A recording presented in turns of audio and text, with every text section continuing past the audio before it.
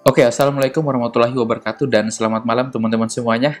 Selamat datang kembali di channel ini bersama saya, Sumantri S. Nah, jadi di kesempatan kali ini, saya mau sharing tutorial Django masih di seputaran Fairly Simple Apps, yaitu tentang Custom Users Login with Email. Ya. Oke, tanpa membuang waktu, kita langsung aja menuju ke pembahasannya. Let's go.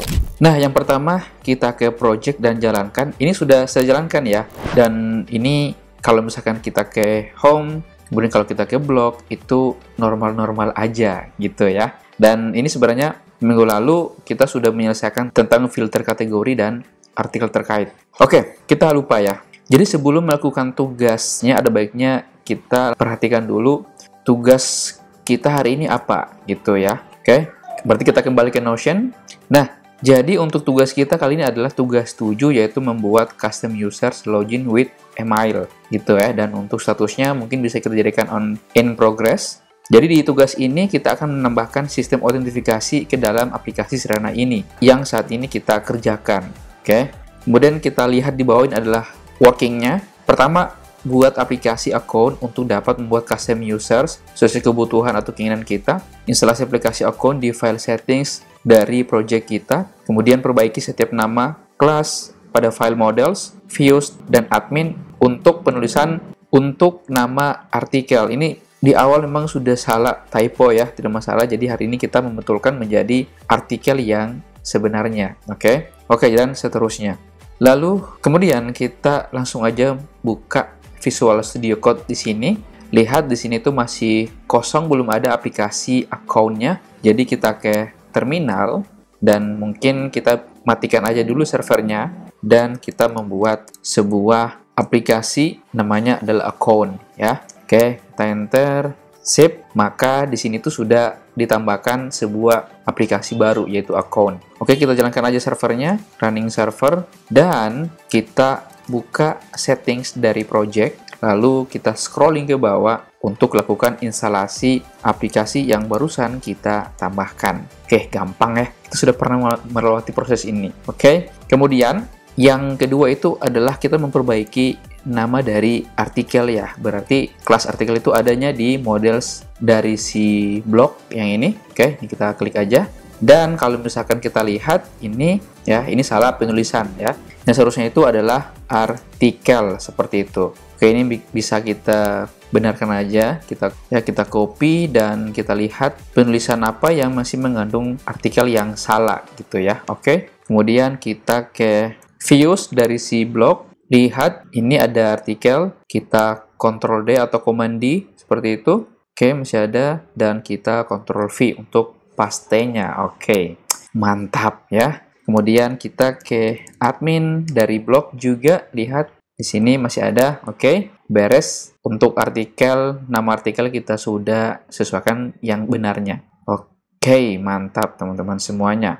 Lanjut, kita coba memperbaiki untuk upload to media di sini supaya tidak double folder media seperti ini ya. Jadi untuk media ada di sini di upload di parameter upload to, ini kita hapus aja dan masukkan tanda garis miring di depan nilai dari parameter upload to, seperti itu ya. Gampang banget. Sip, ini sudah, di views juga sudah, kita sudah benarkan, admin juga, di admin juga sudah ya. Oke, berarti langkah selanjutnya adalah kita ke models dari account untuk menambahkan dan membuat custom user sesuai dengan keinginan atau kebutuhan kita gitu ya. Oke, keren. Jadi langsung aja kita import paket yang sudah ada di Django, out.models, import abstract base user dan base users manager. Oke, kemudian kita langsung aja import juga salah satu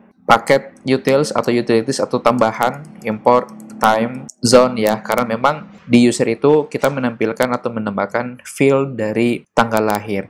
Oke, kita lupa untuk melihat, kembali ke Notion, melihat rancangan database-nya itu seperti apa gitu ya. Jadi memang jangan lupa rancangan database-nya kita yang seperti apa gitu. Oke, di sini coba lihat, user itu sebenarnya ada beberapa field, nama, tempat lahir, tanggal lahir, email, nomor handphone, image user, dan lain sebagainya. Itu relasi terhadap artikel ya, dari satu ke banyak. Jadi yang bisa membuat artikel, kategori, dan sebagainya hanya bisa dibuat oleh admin itu sendiri. Oke, mantap. Nah, untuk meminimalisir waktu, kita kembali aja ke Visual Studio Code. Dan di sini tuh saya langsung aja pastikan aja ya, biar cepat. Ini sebenarnya field yang sudah pernah kita pelajari di sebelumnya, yaitu tentang sistem autentifikasi di playlist belajar dari Django 4.2 LTS ya.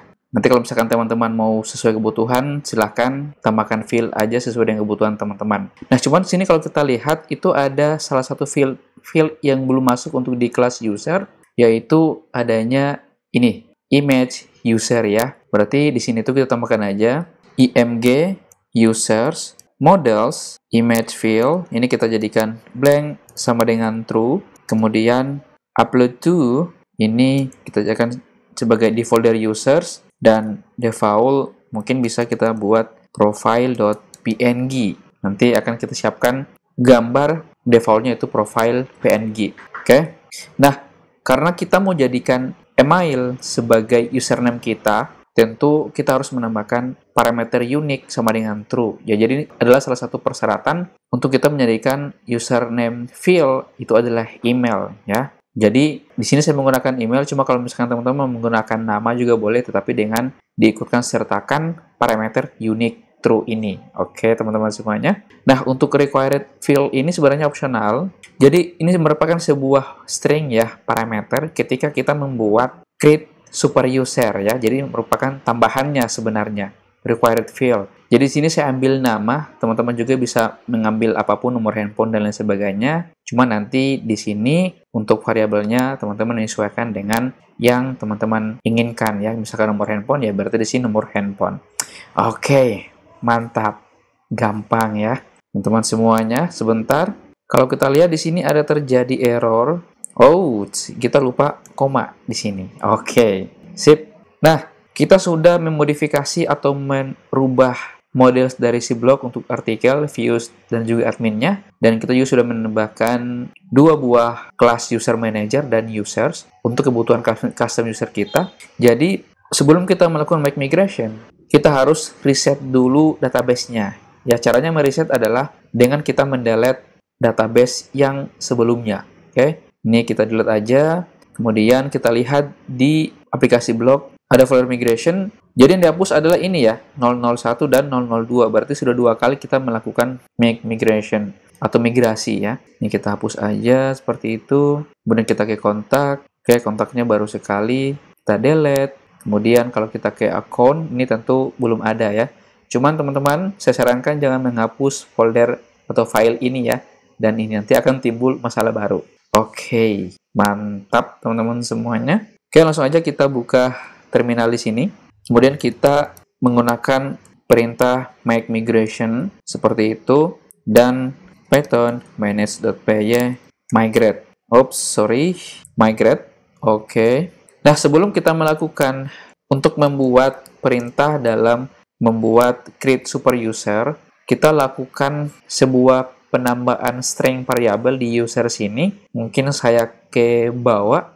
Jadi ini merupakan string yang digunakan untuk merubah atau menduplikat users kita yang sebelumnya atau yang lama gitu ya. Polanya seperti ini, tanda petik 1 account untuk nama aplikasinya titik user. Oke, masih ingat ya teman-teman semuanya. Jadi dia akan menimpa user yang sebelumnya. Oke. Nah, ini kita saving, kita coba cek server.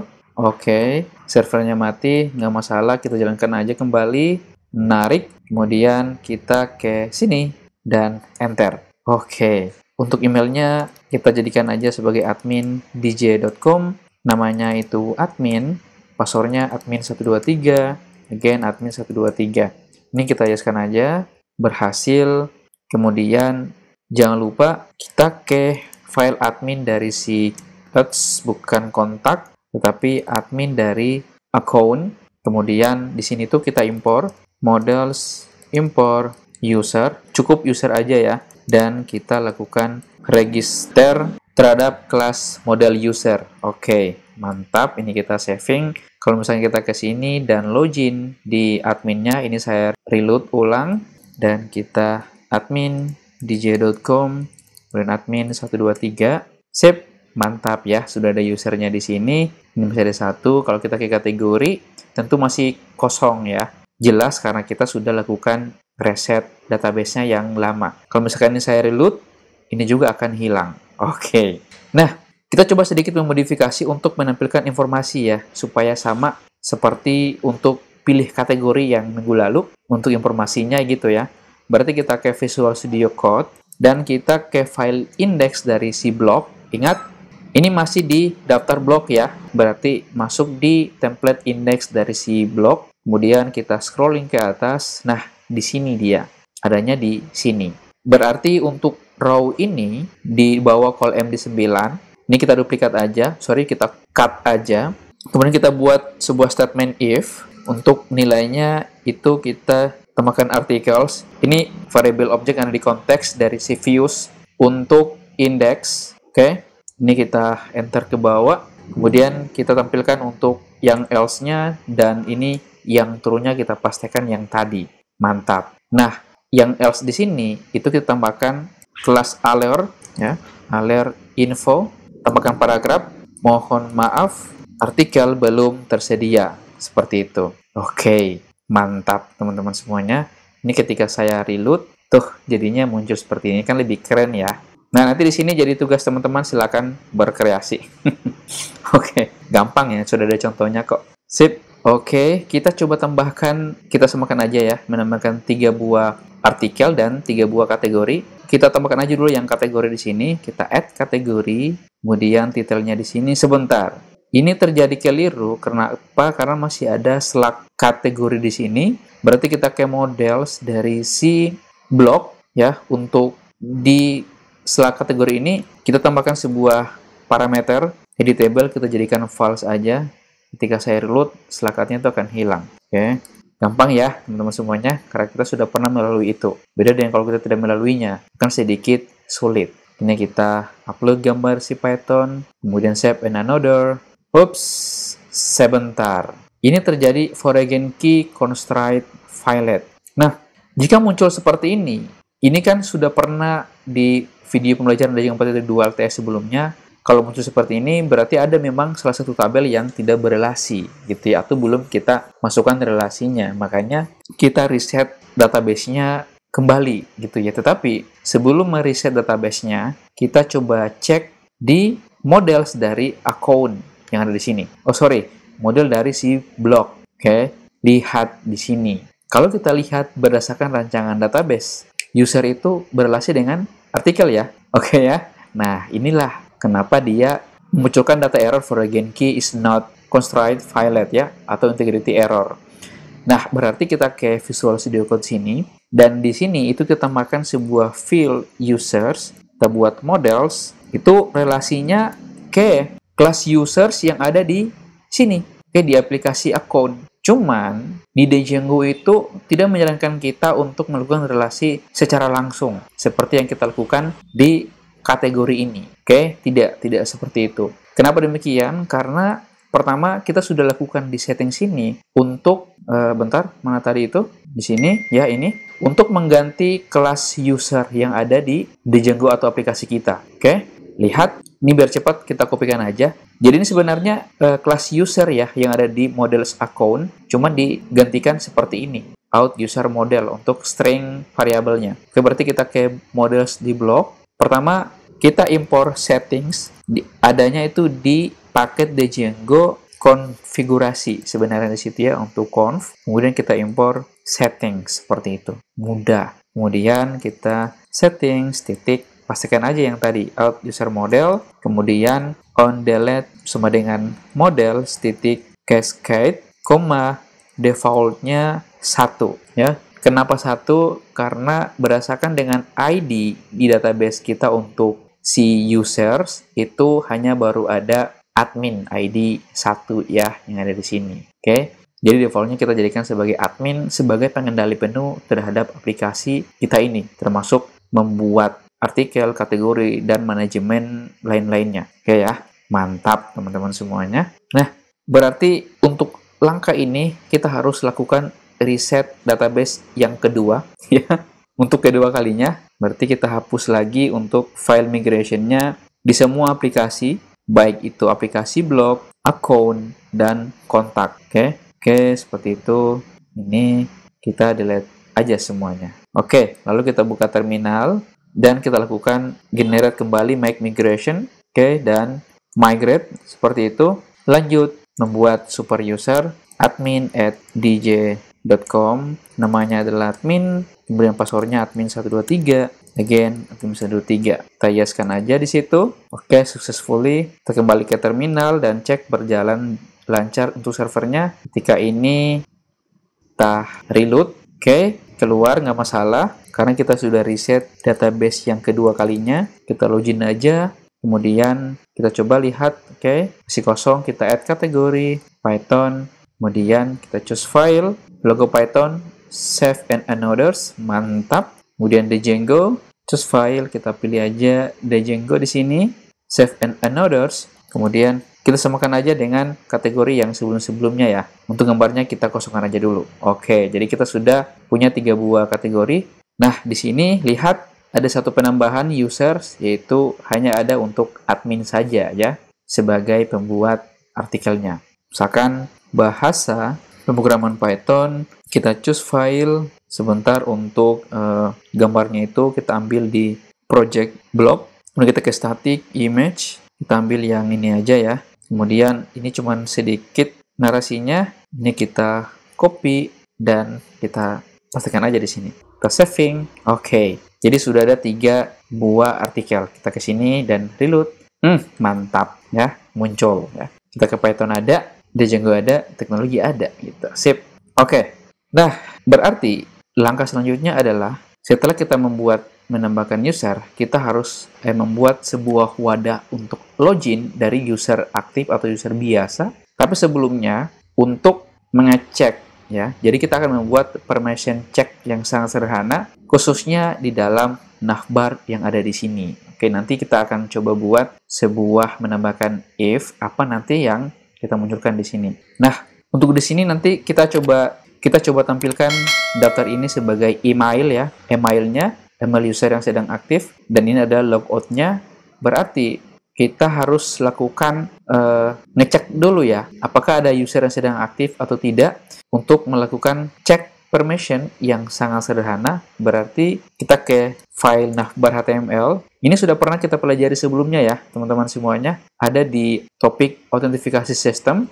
Lihat, oke, daftar dan login, berarti di atas, di bawah all untuk navbar nav, itu kita tambahkan sebuah statement if. Kita masukkan request user, masih ingat, is authenticated ya, authenticated, jangan sampai salah teman-teman untuk penulisannya. Kemudian untuk nif-nya itu kita kopikan di bawah dari login ya. Nah, ini untuk statement false-nya, dan statement true-nya kita coba buat di sini, misalkan admin sedang aktif ya. Kita coba cek apakah ini yang muncul atau bahkan ini aja yang muncul, atau yang natifnya ya untuk navigasinya. Oke, kita ke sini dan reload. Sip. Lihat ya, berarti permission check-nya itu berhasil, makanya dimunculkan admin sedang aktif. Oke, berarti ini berhasil ya teman-teman semuanya. Nah, karena saya mau untuk di sini itu hampir sama dengan yang sebelumnya untuk logout seperti itu ya. Untuk logout, untuk login saya kita ganti menjadi logout. Daftar di sini kita coba ganti jadi admin ya. Kembali ke sini dan reload. Oke. Muncul seperti ini teman-teman semuanya. Nah, nanti di sini kita tidak menampilkan admin, tapi saya mau menampilkan berdasarkan email, dan kita jadikan drop down menu seperti di mode gelap dan terang seperti ini. Oke, berarti untuk elemen ini kita kopikan aja ya biar cepat. Berarti adanya di sini untuk nav item drop down. Sampai di sini kita copy, dan ini bentar kita coba rapikan aja dulu seperti itu. Dan ini tuh kita hapus dan pastikan aja yang tadi. Nah, di sini itu saya langsung aja menggunakan template tag ya, atau template variable. Kita masukkan request titik user titik email. Jadi request users ini sebenarnya dari awal dia sudah mengaktifkan ya atau menjalankannya. Jadi kita tinggal pakai email ini. Email ini itu sebenarnya ngambilnya dari models.py yang ada di sini. Itu yang ini, oke. Nah, teman-teman bisa mengambil nama, tempat tanggal lahir, dan lain sebagainya opsional. Cuman saya ambilnya yang email aja ya. Biar cool, man. Oke, seperti itu. Mungkin saya ganti jadi profile. Dan ini saya ganti menjadi ubah password. Untuk dividernya saya cut, pastekan di situ. Ini saya hapus aja lebihnya. Ketika ini saya reload, tuh muncul ya admin@digi.com. Kalau misalkan saya klik ini, sip, oke, sudah aktif, ada profile dan ubah password. Cuman agak sedikit rapat. Kita kembali ke sini dan di sini tuh kita tambahkan aja margin sama dengan 4 ya kalau nggak salah. Oh ya, 4 ini sudah ada yang sebelumnya. Kita coba reload. Sip, mantap, cakep ya. Oke.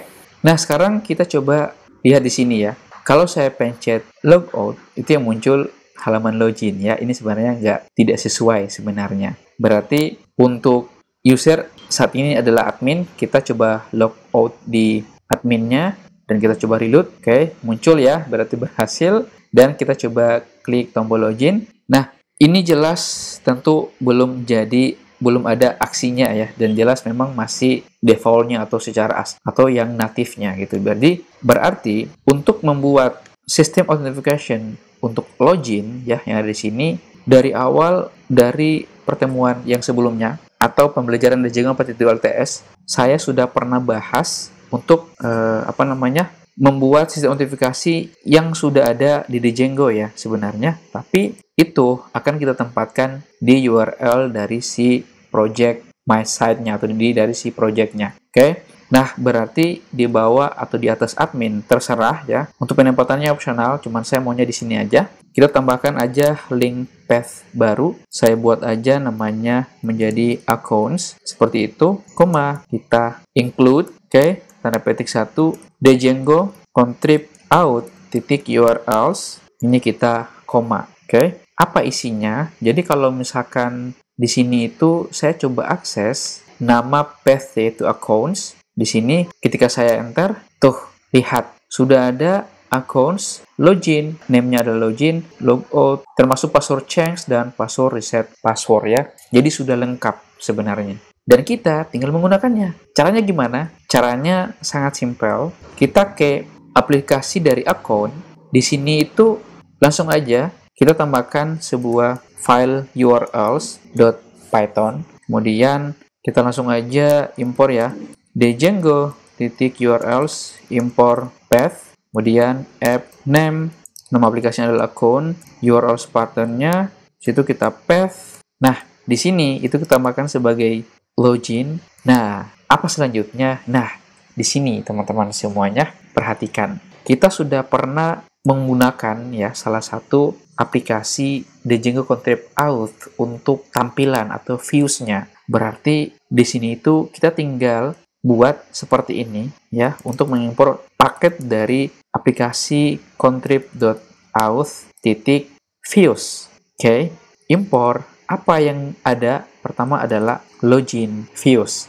Ingat ya teman-teman semuanya. Nah, berarti kita tinggal ambil kelas base views untuk login views yang ada di sini, kita copy dan langsung aja pastikan di sini titik sebagai views. Oke ya teman-teman semuanya, dan name-nya itu adalah login. Jangan lupa koma di sini. Nah, di sini tuh apa yang diisi? Oke. Jadi salah satu persyaratan untuk bisa kita menggunakan sistem autentifikasi dari aplikasi contrib auth. Ini saya coba bersihkan dulu. Nah, jadi bukan di template dari si aplikasi akunnya, tetapi template yang secara global itu kita buat folder baru namanya registration ya, seperti itu. Nah, apa isinya registration? Yaitu file, login, atau kita ambil aja yang sudah ada ya, yang sudah di sebelumnya itu login, HTML yang ada di sini. Berarti kita drag in aja ke registrasi. Oke, dan ini file registrasinya kita masukkan ke dalam sini dengan menggunakan template variabel template name registrasi garis miring login HTML. Seperti itu teman-teman semuanya, sangat mudah. Oke, jadi kalau misalkan saya ke sini dan saya login, tuh muncul ya, muncul di sini. Cuman masalahnya ini masih belum ada aksinya karena baru redirect-nya aja yang ke sini. Kita coba sedikit modifikasi untuk loginnya. Untuk berhasilnya, untuk alir sukses yang ini ya, ini kita hapus aja dulu. Dan di sini kita tambahkan sebuah statement, kemudian kita form, titik, errors. Bang, kok ada variable forms? Nah, jadi sebenarnya form ini sudah ditanamkan di dalam sini, ya. Jadi sudah ada untuk form views-nya. Makanya secara langsung kita bisa menggunakan variable form yang ada di sini. Oke, itu menariknya. Ketika kita menggunakan Django. Asik. Sudah ada sebenarnya. Oke, ketika ini misalkan saya reload, tuh hilang ya. Hilang semuanya. Jangan lupa di form ini kita tambahkan sebuah method apa teman-teman semuanya, yaitu post diikuti dengan CS server token untuk security-nya. Kemudian ingat ini untuk label dari username dan ini adalah elemen input dari username kita. Cuman di sini tuh kita belum menambahkan identitasnya atau name-nya, yaitu username. Begitupun juga dengan kata sandinya, name, password, seperti itu. Nah, lihat untuk for yang ada di sini. Untuk for, kita bisa langsung seperti ini ya. Ini sudah pernah kita pelajari juga ya di pengenalan form. Berarti kita langsung aja form titik username. Untuk mendapatkan ID, itu kita buat seperti ini ya. ID for label. Oke. Nah, jadi di Django 5 ini saya tidak menggunakan ini, tetapi saya menggunakan yang baru, yaitu auto ID. Oke. Lebih simpel ya. Lebih simpel, jadi auto ID maksudnya dia akan mendeteksi, oh username ini ID-nya sekian. Seperti itu ya.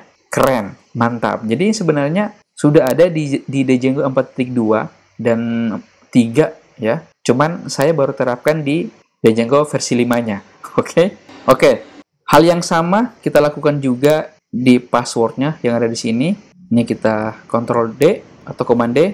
Untuk username-nya kita ganti jadi password. Seperti itu aja. Ketika ini saya reload dan view pack source-nya dan klik kanan show pack source-nya, lihat untuk label berhasil ya, ada for ID username dan name-nya adalah username. Di bawah juga ada for ID password, ada juga name password. Nah, ini berarti berhasil kita gunakan untuk mendeteksi ID dari masing-masing field. Oke, keren dengan menggunakan auto ID. Sip. Mantap. Kita coba login ya. Menggunakan admin@dj.com. Saya coba masukkan kata sandi yang salah. Ketika saya klik login di sini, maka dia akan menampilkan login gagal, username dan password salah. Maka inilah yang ditampilkan dengan form errors ya. Mantap. Oke, kita coba login dengan akun yang benarnya. 1 2 3 login. Sip, menarik ya. Muncul pack not found. Nah, jadi begini teman-teman semuanya. Ketika di saat kita menggunakan, bukan di sini, tetapi di URL sini, link path dari aplikasi contrib.urls secara defaultnya dia akan terdirect ke dalam akun profile ya yang ada di sini. Cuman masalahnya kita belum memiliki path atau link dari profile sama sekali. Makanya dia deteksi pack not found. Nah, bagaimana caranya supaya redirect-nya itu ke halaman tertentu yang kita inginkan? Jadi caranya sangat gampang ya. Caranya sangat gampang, tapi sebelumnya ini teman-teman, ini sebenarnya sudah berhasil login ya ketika saya ke blog. Ada admin di sini. Jadi pack not found-nya itu error karena dia tidak mendeteksi akun profilnya, makanya pack not found.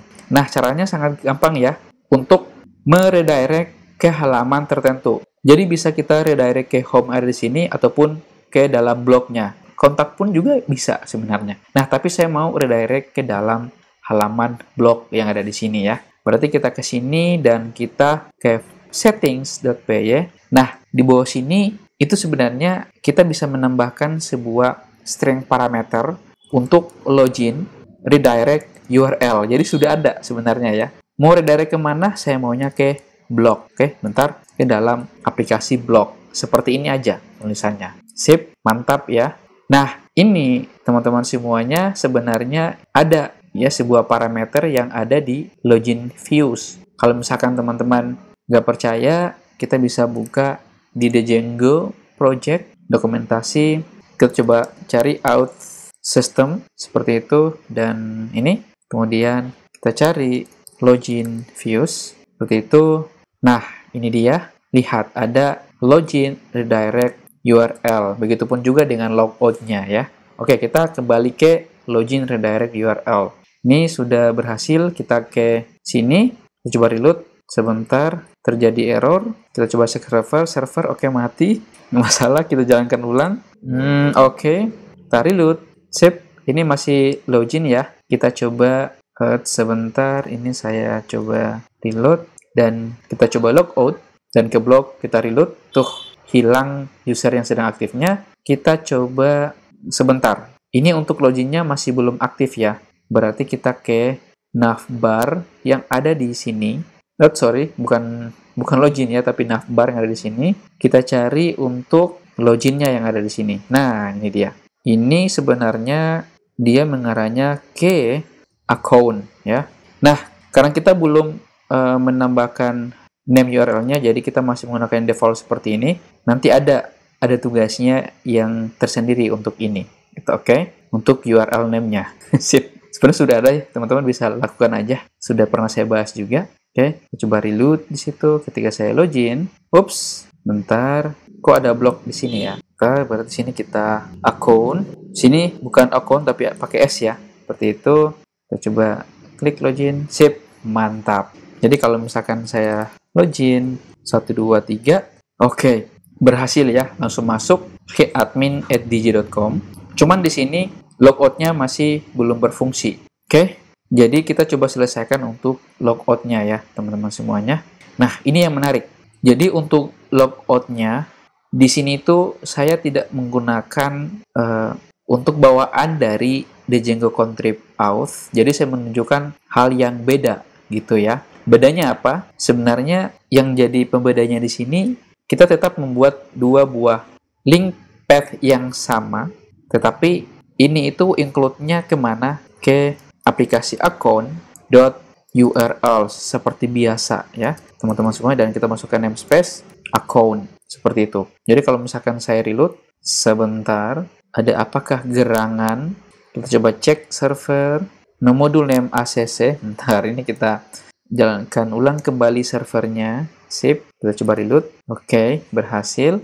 Nah, jadi kita menggunakan cara yang biasa gitu. Oke, berarti kita ke URLs dari si account yang ada di sini, dan di sini itu kita tambahkan sebuah path, namanya adalah logout, seperti itu. Ini kita views logout views, seperti itu ya. Oke, jadi ada di file views.python. Name-nya kita langsung aja logout, seperti itu. Dan sini jangan lupa kita from import views. Berarti kita ke views di aplikasi account, dan kita buat sebuah function login views. Harus sama ya teman-teman semuanya. Bukan login tetapi logout views, seperti itu. Kemudian kita request. Nah, di sini kita langsung aja menggunakan logout request, seperti itu ya. Logout request. Nah, di sini kita tambahkan sebuah import ya, sebuah paket dari Django contrib auth ya, auth aja untuk autentifikasinya, import logout. Oke, ini juga sudah pernah kita bahas ya sebelumnya, dan kita return redirect ke dalam misalkan blok aja ya, atau ke index juga boleh. Nah, di sini itu kita masukkan redirect. Oke, simple, hanya begitu aja ya. Nah, kita kembali ke file navbar, kemudian kita cari logout yang ini ya. Nah, linknya di sini itu kita ganti menjadi accounts, seperti itu. Logout. Oke, seperti itu aja, sangat simpel. Jadi ketika ini saya reload, oke, no problem, kita langsung aja klik tombol logout. Sip, sebentar teman-teman semuanya, ini terjadi error. Kita coba ke akun sini. Oke, kita coba ganti urutannya. Ini salah satu sebenarnya kekurangan dari Python ya. Kita coba ganti urutannya ke dalam sini. Seperti itu. Urutannya yang seperti ini. Kita coba reload dan klik logout. Sip. Ya. Berhasil ya. Jadi kalau misalkan terjadi nothing, sebenarnya error tadi ya. Tidak didapatkan halamannya. Berarti posisinya yang harus kita tempatkan. Kenapa ini duluan? Ya karena ini ada aplikasinya ya. Langsung ditanamkan dalam proyek kita. Dan ini hanya mengambil aplikasi bawaan dari proyek kita juga ya. Bedanya memang ini berwujud, ini tidak berwujud. Apaan? Misalnya begitulah. Teman-teman bisa pahami ya konsepnya seperti apa. Oke, kita coba login kembali. admin@dj.com. Kita coba admin. Oke, mantap. admin.dj.com. admin 123. Sip, berhasil ya. Teman-teman semuanya keren. Mantap. Nah, jadi cukup ya untuk tugas kita yang ketujuh untuk custom users login with email. Kalau misalkan masih bingung, silakan teman-teman bertanya di kolom komentar, nanti sebisa mungkin akan saya jawab, dan mudah-mudahan jawaban saya itu akan memuaskan ya. Oke, dan sebelumnya saya ucapkan terima kasih banyak untuk teman-teman yang sudah dukung atau mensupport channel ini. Saya doakan semoga banyak rezekinya dan sehat selalu serta panjang umur. Amin. Oke, jadi kita kembali ke Notion, kita di sini, dan kita ke sini. Nah, untuk tugas 7, saya anggap ini sudah selesai, gitu. Jadi, untuk minggu depannya lagi, ini masih 50-50 ya, teman-teman. Apakah kita melanjutkan yang tugas 8? Jadi, and see you. Nah, jadi cukup ya, teman-teman semuanya. Terima kasih sudah nonton. Jangan lupa klik tombol subscribe, like, dan share. Serta nyalakan lonceng notifikasinya biar nggak ketinggalan video-video update dan seru lainnya. Mudah-mudahan bermanfaat dan kita akan berjumpa kembali atau bertemu kembali di episode yang akan datang. Salam baris kode, sampai jumpa dan bye!